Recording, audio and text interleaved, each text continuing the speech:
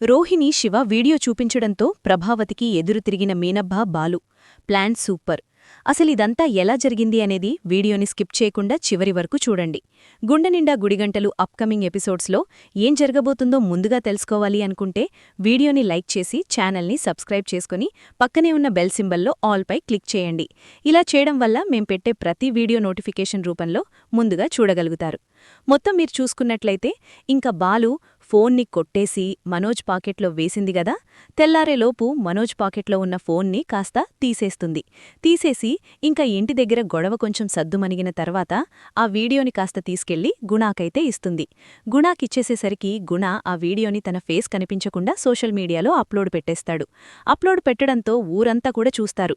పోలీసులు ప్రతి ఒక్కరు అందరూ కూడా చూస్తారు ఆ వీడియోని చూసిన తర్వాత అదే వీడియోని శివకు ఫార్వర్డ్ చేస్తాడు. శివ ఏమో ఎగ్జామ్స్ జరుగుతున్నాయి కదా అని తన బెడ్రూంలో కూచుని చదువుకుంటూ ఉండేసరికి అలా కూచుని చదువుతూ ఉన్న శివ దగ్గరికి శివకైతే ఫోన్ చేసి వీడియో పంపించి తర్వాత ఫోన్ చేసి, నీకు వీడియోకు పంపించాను చూడు, ఇదే సోషల్ మీడియాలో హల్చలవుతోంది. నువ్వు నా దగ్గర ఉండుంటే ఈ ఇబ్బంది నీకు కలిగేది కాదు కదా. నువ్వు నా దగ్గరికి రాకపోవడం, నీ భవిష్యత్తుని ఏదో నువ్వు చూసుకోవడం వల్ల ఇంత ఇబ్బంది కలిగింది. చూస్తున్నావు కదా అంటూ ఇంకా వీడియోని పంపించేసరికి ఆ వీడియో ఓపెన్ చేసి చూడడంతోటే ఒక్కసారిగా షాక్ అయిపోతాడు. ఈ వీడియో వీడి దగ్గరికి ఎలా వచ్చింది? ఈ వీడియోని వీడు ఎలా తీసుకున్నాడు? సోషల్ మీడియాలో వీడే అప్లోడ్ పెట్టడమేంటి? ఇప్పుడు నేనేం చెయ్యాలి అని కంగారు పడిపోతూ భయపడిపోతూ ఉంటాడు. భయపడిపోతూ ఉన్న సమయంలో ఇంకా ఈ వీడియోని సోషల్ మీడియాలో హల్చలవుతోందింగ విషయం అందరూ చూస్తానుగాని బాలు చూసుకోడు. రోహిణి అయితే ఆ వీడియో రావడంతోటి విద్య ఫోన్ చేసి రోహిణీకి చెప్పడంతో ఇంకా రోహిణి వెంటనే ప్రభావతి దగ్గరికి వెళ్తుంది. ప్రభావతి అప్పటికే కామాక్షి వాళ్ల ఇంటికి డాన్స్ నేర్పించడం కోసం అక్కడికి వెళ్లిపోయి కాఫీ తాగుతూ ఉంటుంది. కాఫీ తాగుతూ ఉండేసరికి ఇంకా ప్రభావతి దగ్గరికి వెళ్లి ఆంటీ ఆంటీ అనగానే, ఏమైంది రోహిణి, ఏం జరిగింది అనగానే, ఒక్కసారి వీడియో చూడండాంటీ, మీకే అర్థమవుతుంది అని చెప్పి ఆ వీడియోని కాస్త చూపించడంతో ప్రభావతికి అగ్గిమీద గుగ్గిలమైపోతుంది. ఇంక మీనా ఇక్కడ పువ్వులు తీసుకొచ్చి పువ్వులు మొత్తం ఇచ్చేసిన తర్వాత శివ ఎగ్జామ్స్కి వెళ్తున్నాడా లేదా కనుక్కుందామని చెప్పి పార్వతీ వాళ్ల ఇంటికి వెళ్తుంది. పార్వతీ వాళ్ల ఇంటికి వెళ్లేసరికి పార్వతీ వాళ్ల ఇంటి దగ్గర చూస్తూ ఉండగానే పార్వతి, ఏమ్మా మీనా రా వచ్చావా అని చెప్పి అనగానే, ఏంటమ్మా వాడెక్కడున్నాడు, చదువుతున్నాడా అని చెప్పి అనగానే, చదువుతున్నాడమ్మా, ఎగ్జామ్స్ కదా, గదిలోనే ఉన్నాడు, గదిలోంచి బయటికి రాలేదు అని చెప్పి మాట్లాడేసరికి, అవునా, పోనీలే, చదివితే మంచిదే కదా అని మీనా కూచుని మాట్లాడుతుండగానే ఈ ప్రభావతి ఇటు రోహిణి ఇద్దరూ కూడా అక్కడికి వచ్చేస్తారు. ఆంటీ, ఎట్టి పరిస్థితుల్లోనూ వదిలిపెట్టద్దాంటివాణ్ణి అంటూ ఇంక గట్టిగట్టిగా మాట్లాడుతూ ప్రభావతికి బాగా ఎక్కిస్తూ ఇంక రోహిణి కాస్త పార్వతీ వాళ్ల ఇంటికి తీసుకొచ్చేస్తుంది. అలా పార్వతీ వాళ్ల ఇంటికి వచ్చేసిన తర్వాత పార్వతి ఏం చేస్తుందంటే, ఇంక పార్వతి రావడంతోటే శివ ఎక్కడున్నావ్రా అంటూ ఇంక గట్టిగట్టిగా కేకలు వేస్తూ ఉంటుంది ప్రభావతి. ఏమైందత్తయ్యా, ఎందుకంత కేకలు వేస్తున్నారు? ఇప్పుడు వాడేం తప్పు చేశాడు? ఇప్పుడు వాడిమీద ఎందుకంత సీరియస్ అవుతున్నారు అంటూ మాట్లాడ్డంతో, వాడిమీద సీరియస్ అవ్వడం కాదు, ఎక్కడున్నాడే నీ తమ్ముడు అని చెప్పి అంటూ ఉండగానే శివ బయటికొస్తాడు. శివ బయటికి రావడంతోటే శివను కొట్టడానికి ప్రభావతి చేతులెత్తుతుంది. చెయ్యెత్తేసరికి మీనా పట్టుకుంటుంది. అసలు నా తమ్ముడు ఏం తప్పు చేశాడని నా తమ్ముణ్ణి కొట్టడానికి సిద్ధపడుతున్నారు? రోహిణి, ఆ వీడియో చూపించు అనేసరికి ఆ వీడియోని కాస్త చూపించడంతోటే పార్వతి ఇంక పక్కన మంచంమీద కూచుని, వీడు నన్ను ఇలా బ్రతకనివ్వడా, మమ్మల్ని బాధపెట్టడమే వీడికి పనా అంటూ ఇంక ఏడుస్తూ ఉంటుంది. సుమతి అయితే శివని పట్టుకొని ఆ చెంప ఈ చెంప వాయకొడుతూ, నువ్వు బ్రతకనివ్వేంట్రా మమ్మల్ని, ఇలా పరువుగా బ్రతకనివ్వవా? అసలు ఎందుకురా ఇలాంటి పని చేశావు? బుద్ధిగా చదువుకుంటున్నావు గదా అనుకున్నాను కదరా, ఎందుకురా ఇలాంటి పని చేశావు అంటూ సుమతి ఆ చెంప ఈ చెంప వాయకొట్టేసరికి, ఏమైందిరా బాలు, ఏమైందిరా శివ, నువ్వెందుకురా ఇలాంటి పని చేశావు? అసలు మనం పరువు తీస్తావేంట్రా? ఒకసారి బావబండి దొంగతనం చేసినందుకే కదరా నాన్న తన ప్రాణాలు సైతం వదులుకున్నారు. మళ్ళీ ఇలాంటి తప్పు ఎందుకు చేశావురా అంటూ ఇంక మీనా ఏడుస్తూ ఉండేసరికి, నన్ను క్షమించక్కా అంటూ కాళ్లు పట్టుకుంటాడు. కాళ్లు పట్టుకునేసరికి, క్షమించడమా? ఎందుకిలాంటి పిచ్చిపని చేశావు? పిచ్చిపని చేసి మళ్ళీ క్షమించమని ఎలా అడగగలుగుతున్నావురా? ఏం చేయమంటావక్కా? ఆ రోజు నేను మీ ఇంటికి వచ్చినప్పుడు నేను తప్పు చెయ్యకపోయినా నా బ్యాగ్ చింపేసి నా టిఫిన్ బాక్సు నా బుక్సు అన్నీ చల్లాచెదురుగా పాడేసి నేనే దొంగతనం చేశానంటూ నన్ను ఎంతగానో అవమానించారు. అందుకే ఆ బాధను తట్టుకోలేక, వదిలేయక్కా, నేనావిడికి బుద్ధి చెప్పాలి అన్న ఉద్దేశంతోనే ఆ డబ్బులు దొంగతనం చేశానే తప్ప వేరే ఉద్దేశం కాదక్కా అని చెప్పి మాట్లాడుతూ ఉండగానే, చాల్లేండి మీ నాటకాలు, ఇంకా ఇంక మీ నాటకాలిలాగే ఉంటారా? నిన్ను వదిలిపెట్టన్రా, నిన్ను పోలీసులకప్పగిస్తాను అంటూ ఇంక కాలర్ పట్టుకుని బయటికి లాక్కొచ్చేస్తుంది. వెనకాల సుమతి, మీనా అందరూ కూడా వస్తారు. వదిలిపెట్టండత్తయ్యా, ప్లీజ్ వదిలిపెట్టండత్తయ్యా, వాడేదో ఆవేశంలో కోపంలో చేశానని చెప్పాడు కదా, ఎందుకత్తయ్యా వాణ్ణి బాధపెడతారు? అసలే వాడు చేసిన పనికి పశ్చాత్తాపంతో కుమిలిపోతున్నాడు. దయచేసి వదిలిపెట్టండత్తయ్యా అంటూ ఇంక మాట్లాడ్డంతో ఈలోపు కాలనీ వాళ్లంతా కూడా వచ్చేస్తారు. వచ్చేసరికి క్షమించండి, నేనిదంతా కావాలని చెయ్యలేదు, నన్ను క్షమించండి అంటూ మాట్లాడేసరికి ఏమైంది మీనా అని చెప్పానగానే, మీ తమ్ముణ్ణి ఎందుకు మీ అత్తయ్యగారిలా తీసుకువెళ్తున్నారు? కాలర్ పట్టుకొని మరీ తీసుకువెళ్ళి, అంత తప్పువాడేం చేశాడు? ఏం చేశాడా? నా దగ్గర డబ్బులు దొంగతనం చేశాడు అంటూ చెప్పేసేసరికి, ఏంటి మీనా, ఏంటిదంతా? లేదక్కా, ఆ ఏదో కోపంలో మా అత్తయ్య నన్ను ఏదో మాటలంటున్నారని బాధపెడుతున్నారని ఆ కోపంలో ఏదో చిన్నతనంతో చేశాడు, అంతే తప్ప వేరే ఉద్దేశం కాదు. మా అత్తయ్యకది చెప్తుంటే అర్థం చేసుకోకుండా పోలీసులకు పట్టిస్తానంటున్నారు. ఎందుకండి అంత పెద్దదానికి పంతానికి పోతారు? పైగా పిల్లోడికి ఎగ్జామ్సు, చదువుకుంటున్నాడు. ఇప్పుడు మీరిదంతా చేస్తే వాడి భవిష్యత్తు నాశనమైపోతుంది. వాడిమీదే ఎన్నో ఆశలు పెట్టుకుని వాళ్లమ్మ బ్రతుకుతోంది. దయచేసి అర్థం చేసుకోండి. వాడు చేసిన చిన్న తప్పు అని వదిలేయండి. మీ డబ్బులు కావాలంటే వాళ్లు మీ డబ్బులు మీకు ఇచ్చేస్తారు, వదిలేయండి అంటూ కాలనీ వాళ్లంతా కూడా బ్రతిమాలేసరికి, ఏంటి వీడ్ని వదిలేమని అడుగుతున్నారా? ఆడువా 1,00,000 రూపాయలు తీసుకోవడం వల్ల నేను ఎన్ని అవమానాలు పొందానో మీకేం తెలుసు? అయినా నేను ఎవ్వరి మాట వినను, ఎవ్వరి మాట వినిపించుకోవాల్సిన అవసరం నాకు లేదు. నేను ఖచ్చితంగా వీణ్ణి అరెస్ట్ చేయిస్తాను, పోలీస్ కంప్లైంట్ ఇస్తాను అని చెప్పి అక్కడ్నుంచి ప్రభావతి వాణ్ణి వదిలేసి సరాసరి వెళ్ళి ఇంక రోహిణి చెప్పి పోలీసులకు అప్పగించాలి. ఆ మీనా పొగరు అనగాలి, ఆ శివ పొగరు అనగాలి అంటే ఖచ్చితంగా మీరు పోలీస్ కంప్లైంట్ ఇవ్వాలి ఆంటీ అని చెప్పి రెచ్చగొట్టి మరీ పోలీస్ కంప్లైంట్ ఇప్పించేస్తుంది. ఇప్పించేసేసరికి బాలు ఏం తెలియనట్టు ఇంటికి వస్తాడు. ఇంటికి వచ్చే ఆడు చూడడు కదా వీడియో. ఇంటికి వచ్చేసరికి మీనా అంటూ పిలవడంతో, ఇంకెక్కడ మీనా అంటూ ప్రభావతి మొత్తం విషయం చెప్తుంది. ఏంటి ఇంత జరిగిందా? ఇప్పుడు మీనా ఎక్కడుంది అనగానే వాళ్ల పుట్టింట్లోనే ఉంది అనేసరికి సరాసరి అక్కడికి బయల్దేరి వెళ్తాడు బాలు వెళ్లేలోపే, శివ అసలు ఏంటిదంతా? నువ్వు డబ్బులు దొంగతనం చేయడమేంటి? అసలిదంతా ఏంట్రా? ఇప్పుడు మీ బావకు తెలిస్తే మీ బావ నిన్ను బ్రతకనిస్తారా అనగానే, బావకి ఇవన్నీ ముందే తెలుసక్కా అని చెప్పనిసరికి ఒక్కసారిగా మీనా షాక్ అయిపోతుంది. ఏంట్రా, ఏమంటున్నావ్? బావకి ఈ విషయం ముందే తెలుసా అనగానే, అవును, బావ నా చెయ్యి విరగ్గొట్టింది కూడా దీని గురించే. ఈ వీడియో బావకు దొరికిన తర్వాతే బావ నా చెయ్యి విరగ్గొట్టి నాకు బుద్ధి చెప్పాలనుకున్నారు. కాని నేను బావ నన్ను కొట్టారు, ఆ గుణం మీద ఉన్న ప్రేమతో, బావమీద ఉన్న కోపంతో కావాలని మీకు నేను వేరేలా చెప్పాను. నిజానికి బావ నా చెయ్యి విరగ్గొట్టడానికి కారణం ఇదే. ఈ విషయం మరి నాకెందుకు చెప్పలేదురా అనగానే, మీ అక్కకుగాని మీ అమ్మకుగాని చెప్తే తట్టుకోలేరు. వాళ్లు నీమీద ఎన్నో ఆశలు పెంచుకున్నారు. ఇక మీదటైనా నువ్వు జాగ్రత్తగా ఉంటే బాగుంటుంది అని చెప్పి అనేసరికి, మొదనష్టపోడా, నువ్వు నా కడుపుని చెడపుట్టావు కద్రా. నువ్వు పుట్టగానే చనిపోయుంటే మాకిన్ని అవమానాలు జరిగేవి కాదు. నా పసుపు కుంకాలు దూరమయ్యేటట్టు చేసింది నువ్వే. నీవల్లేరా.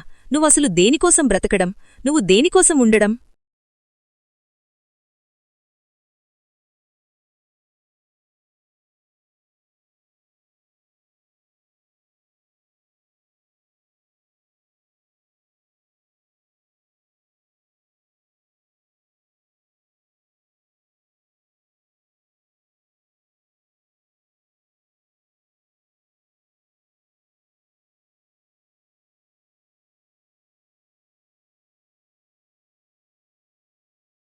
అంటూ శివను పట్టుకొని ఇంక పార్వతి తిట్టడం మొదలుపెడుతుంది. ఈలోపు బాలు రావడంతోటే మీనా బాలుని పట్టుకుని ఏడుస్తూ ఉంటుంది. ఏమైంది మీనా అని చెప్పి అనేసరికి, మీకు వాడు దొంగతనం చేశాడని ముందే తెలుసుకదా, తెలిసినాగాని మీరు ఈ విషయాన్ని బయటపెట్టలేదు, కేవలం నా గురించే కదా బయటపెట్టలేదు అని చెప్పి అనగానే, అవును మీనా, నువ్వు తట్టుకోలేవని నేను బయటపెట్టలేదు. నువ్వు చూసి తట్టుకోలేవు, నా తమ్ముడిలాంటివాడా అని నువ్వు బాధపడతావు. నీ కళ్లల్లో నీళ్లు చూడ్డం నాకిష్టం లేదు. నేనే వాణ్ణి మార్చాలనుకున్నాను. కానీ ఈ వీడియో ఎలా బయటకొచ్చిందో నాకర్థం కావట్లేదు. అయినా ఈ వీడియో నా ఫోన్లో మాత్రమే ఉండేది. ఎలా ఏ విధంగా బయటకొచ్చిందో తెలియడం లేదు అని చెప్పి బాలు అనేసరికి, బాలు, నీకు నిజం తెలిసినా నువ్వు కంట్రోల్గా ఉండి నా కొడుకు భవిష్యత్తు గురించి ఆలోచించావు. కాని మీ అమ్మగారలా ఆలోచించట్లేదు. మీ అమ్మగారు పోలీస్ కంప్లైంట్ ఇస్తున్నారు అనేసరికి, నన్నొచ్చి పోలీసులు తీసుకెళ్ళిపోతారు, నేను బ్రతకను, నేను చనిపోతాను అంటూ గబగబా శివ ఎంత చెప్తున్నా వినిపించుకోకుండా మేడమీదికెళ్ళి దూకడానికి సిద్ధపడిపోతాడు. దూకే ఇంకెందుకు ఆలస్యం చేస్తున్నావ్? దూకే, నీమీద ఎన్నో ఆశలు పెట్టుకున్న మీ అమ్మ ఆశయాలను, మీ నాన్న ఆశీసులు నీకెప్పుడూ ఉంటాయని చెప్పే మీ అక్కలు పిల్లలందరి ఆశయాలను తుంగలో తొక్కేసి దూకేసి నువ్వు మాత్రం హ్యాపీగా చనిపోదువుగాని.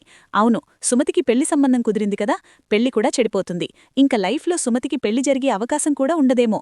ఎందుకంటే అన్నీ కుదుర్చుకున్న తర్వాత పెళ్లిపిట్టల వరకు వచ్చిన పెళ్లి సంబంధం చెడిపోయిందంటే ఎవరైనా సరే పిల్ల జాతకం ఏం దోషం ఉందో అందుకే పెళ్లి సంబంధం చెడిపోయింది అని అందరూ అనుకుంటారు. అప్పుడు బాగా ఉంటుంది. దూకేసి నీ ప్రాణాలు తీసుకో, నీకు బోల్డ్ భవిష్యత్తుంది. ఎట్టొచ్చి ఈ కేసే కదా, కేస్ నుంచి ఈజీగా బయటపడచ్చు. అలా బయటపడితే తర్వాత నీ డిగ్రీ ఎగ్జామ్స్ అవుతాయి, నువ్వు మంచి జాబ్ చూసుకోవచ్చు. నువ్వనుకున్నట్టుగా మీ అక్కల్ని, మీ అమ్మని కళ్లల్లో పెట్టుకుని హ్యాపీగా చూసుకోవచ్చు. మీ అమ్మ నీ గురించి ఎంతలా కష్టపడుతోంది. నీకు ఊహ తెలిసినప్పట్నుంచి కూడా మీ అమ్మ నీమీద ఆశలు పెంచుకొని నువ్వు గొప్పవాడివవుతావు అని ఎన్నో ఆశలు పెంచుకుంది. నీవల్లే తన భర్త చనిపోయాడు అని తెలిసినా నిన్ను ఏ రోజూ ఒక్క మాట అన్నదే తప్ప ఎప్పుడూ కూడా నిన్ను ఇంట్లో నుంచి వెళ్ళిపోమని గాని, ఇంటినుంచి బయటకు గెంటేయడం గాని చెయ్యలేదు. అంత ప్రేమ చూపించే మీ అమ్మ ఆశయాలనన్నింటినీ తొంగలో తొక్కేసి దూకేయ్ అంటూ ఇంక తనని మైండ్ కన్ఫ్యూజన్ చేసి తనకు నేను సపోర్ట్గా ఉన్నాను అన్నది తనకర్థమవ్వాలి అన్న ఉద్దేశం తీసుకొచ్చేంతవరకు మోటివేషన్ చేస్తూనే ఉంటాడు బాలు. ఇంక శివ గబగబా కిందకొచ్చి నన్ను క్షమించు బావా, నన్ను క్షమించు, నువ్వే నన్ను కాపాడాలి బావా అని చెప్పానుగాని ముందు అర్జెంటుగా నువ్వు రా అని చెప్పి వెంటనే నీనాని, బాలు, శివని ముగ్గుర్నీ తీసుకొని ఇంక రాజేష్కి ఫోన్ చేసి రే రాజేష్, నాకీ సహాయం చెయ్యాలి అనగానే సరేరా అని చెప్పి శివని తీసుకొచ్చి రాజేష్ వాళ్ళింట్లో దాచిపెడతాడు. ఇంక బాలు వాళ్లని పోలీసులు అడుగుతారు.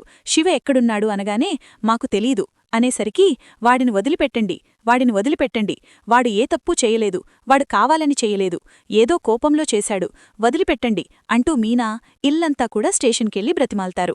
బ్రతిమాలేసరికి మా చేతుల్లో ఏమీ లేదు, ఆ వీడియో మొత్తం సోషల్ మీడియాలో హల్చల్ కొట్టింది, ఖచ్చితంగా అరెస్టు చేయాల్సిందే, లేదంటే మాకు చెడ్డపేరొస్తుంది, పైగా తన మీద కంప్లైంట్ కూడా ఇచ్చారు అంటూ చెప్పేసేసరికి ఇంక లాయర్ని కలవడం తప్ప వేరే ఆప్షన్ లేదని వెంటనే లాయర్ని కలవడానికి వెళ్తాడు.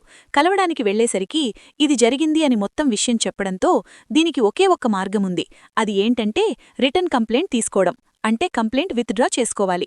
కంప్లైంట్ విత్డ్రా చేసుకుంటేనే గాని ఆప్షన్ ఉండదు అని చెప్పనగానే మీనా బాలు మళ్ళీ ఇంటికొస్తారు. ఇంటికొచ్చి బ్రతిమాల్తారు. బ్రతిమాలి నాన్నా, నువ్వైనా చెప్పు నాన్నా, వాడి భవిష్యత్తు బాగుపాడైపోతుంది నాన్నా, ప్లీజ్ నాన్నా, నువ్వైనా చెప్పు నాన్నా, వాడి భవిష్యత్తు బాగుండాలి అంటే ఖచ్చితంగా పెళ్లి వాడిని కేసు విత్డ్రా చేయాలి నాన్నా, కేసు బ్యాక్ తీసుకుంటేనే గాని వాడిని అరెస్టు చేయకుండా వదిలిపెట్టరు నాన్నా, ప్లీజ్ నాన్నా అంటూ బ్రతిమాలేసరికి ప్రభా, వాడి జీవితాన్ని ఎందుకు నాశనం చేయాలనుకుంటున్నావు? బాలు మీనా అడిగినట్టుగా కేసు విత్డ్రా చేసుకోవచ్చు కదా ప్రభా, ఎందుకు పెద్ద రాద్ధాంతం చేస్తున్నావు? ఇష్యూ ఎందుకు చేస్తున్నావు అనగానే చేస్తానండి, ఖచ్చితంగా చేస్తాను. వాడు నా ఈగో మీద కొట్టాడు.